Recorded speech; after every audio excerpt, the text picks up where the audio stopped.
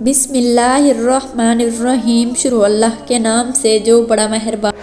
ساتویں آسمان پر بنا اللہ تعالیٰ کا ایک ایسا مقدس گھر جہاں صبح و شام 70,000 فرشتے اللہ تعالیٰ کی حمد و ثنا اور عبادت میں مصروف رہتے ہیں۔ تو جس طرح زمین پر رہنے والی ہر مخلوق کے لیے اللہ تعالیٰ نے ایک مقدس گھر بنایا ہے اور زمین پر رہنے والی ہر مخلوق اس مقدس گھر یعنی خانہ کعبہ کی طرف رخ کر کے عبادت الہی میں مشغول رہتی ہے، اور ہر مسلمان خانہ کعبہ کی طرف رخ کر کے نماز ادا کرتا ہے۔ اس طرح آسمان پر اللہ تعالیٰ نے ایک اپنا مقدس گھر بنایا ہے جو کہ فرشتوں کی عبادت کے لیے مقرر ہے، جس کو بیت المعمور کہا جاتا ہے۔ جب اس کائنات کے اندر انسانوں کی تخلیق نہیں ہوئی تھی، اس وقت اس کائنات کے اندر صرف 2 مخلوقات موجود تھی، ایک جنات اور دوسرا اللہ تعالیٰ کے برگزیدہ فرشتے۔ اس وقت یہ دونوں مخلوقات اللہ تعالیٰ کی عبادت کیا کرتے تھے۔ فرشتوں کے لیے اللہ تعالیٰ نے 7ویں آسمان پر ایک مقدس گھر بنایا جس کو بیت المعمور کہا جاتا ہے۔ بیت المعمور کی شکل و صورت خانہ کعبہ کی جیسی ہے۔ جس طرح اس روئے زمین پر خانہ کعبہ کے گرد لوگ طواف کرتے ہیں، اس طرح آسمان پر بیت المعمور کے گرد 70,000 فرشتے صبح اور 70,000 فرشتے شام کو طواف کرتے ہیں۔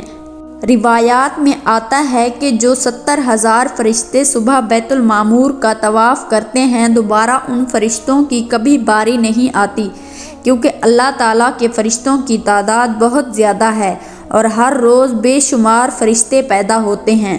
بیت المعمور میں جتنے بھی فرشتے اللہ تعالیٰ کی عبادت میں مصروف ہیں، ان تمام تر فرشتوں کی نیکیوں کو اللہ تعالیٰ امت محمدیہ کے اندر تقسیم فرما دیتا ہے۔ بیت المعمور کا ذکر اللہ تعالیٰ نے قرآن مجید میں بھی فرمایا ہے۔ بیت المعمور کا ذکر حضور صلی اللہ علیہ وآلہ وسلم کی حدیث کا ذکر معراج شریف کی حدیث میں بھی ملتا ہے۔ جب حضور صلی اللہ علیہ وآلہ وسلم معراج کی رات 7ویں آسمان پر گئے، آپ نے دیکھا کہ حضرت ابراہیم علیہ السلام بیت المعمور کے ساتھ ٹیک لگا کر بیٹھے ہیں۔ جب حضور صلی اللہ علیہ وآلہ وسلم نے بیت المعمور کو دیکھا تو آپ صلی اللہ علیہ وآلہ وسلم نے جبرائیل علیہ السلام سے پوچھا کہ یہ کیا ہے؟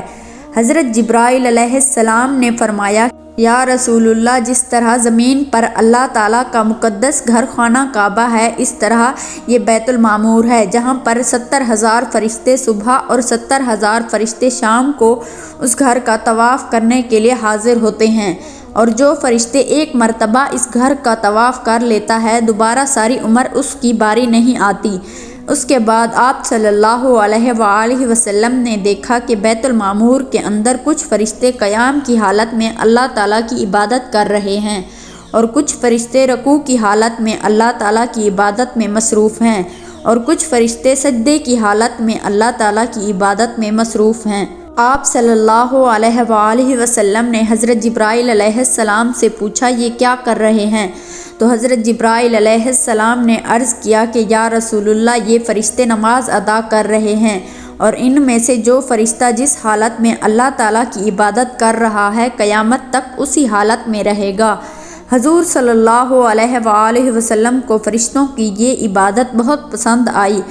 اس کے بعد جب حضور صلی اللہ علیہ وآلہ وسلم معراج کی رات اللہ تعالیٰ کی بارگاہ میں حاضر ہوئے اور اللہ تعالیٰ سے ملاقات فرمائی، اللہ تعالیٰ کے دیدار کا شرف حاصل کیا، تو اس وقت اللہ تعالیٰ نے اپنے پیارے محبوب حضرت محمد صلی اللہ علیہ وآلہ وسلم کو ایک بہت ہی خوبصورت تحفہ عطا فرمایا، اور وہ تحفہ 50 نمازوں کا تحفہ تھا، جو کہ بعد میں کم ہو کر 5 نمازیں رہ گئی۔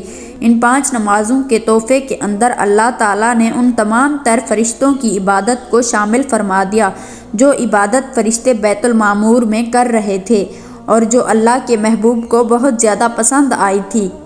جب ہم نماز پڑھتے ہیں تو نماز کی حالت میں ہم لوگ قیام بھی کرتے ہیں اور اللہ تعالیٰ کی بارگاہ میں رکوع بھی کرتے ہیں اور اللہ تعالیٰ کے حضور سجدہ بھی کرتے ہیں۔ اس طرح ہم ایک ہی نماز میں فرشتوں کی تمام تر عبادات کو کر رہے ہوتے ہیں، اور ایک ہی نماز کے اندر اللہ تعالیٰ اپنے تمام تر فرشتوں کی عبادت کا ثواب ہمیں عطا فرماتا ہے۔ اب بات کرتے ہیں کہ بیت المعمور کا مؤذن اور امام کون ہے، تو اس کے بارے میں حضرت علی رضی اللہ عنہ سے روایت ہے کہ حضرت علی رضی اللہ عنہ نے ارشاد فرمایا کہ بیت المعمور کا مؤذن حضرت جبرائیل علیہ السلام ہیں اور بیت المعمور کا امام حضرت میکائیل علیہ السلام ہیں، جو تمام فرشتوں کی امامت کرواتے ہیں اور ان کو بیت المعمور میں نماز پڑھاتے ہیں۔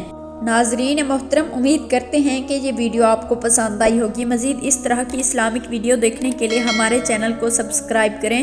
جلد ہی حاضر ہوں گے ایک نئی ویڈیو کے ساتھ، تب تک کے لیے اپنا خیال رکھیے گا۔ اللہ حافظ۔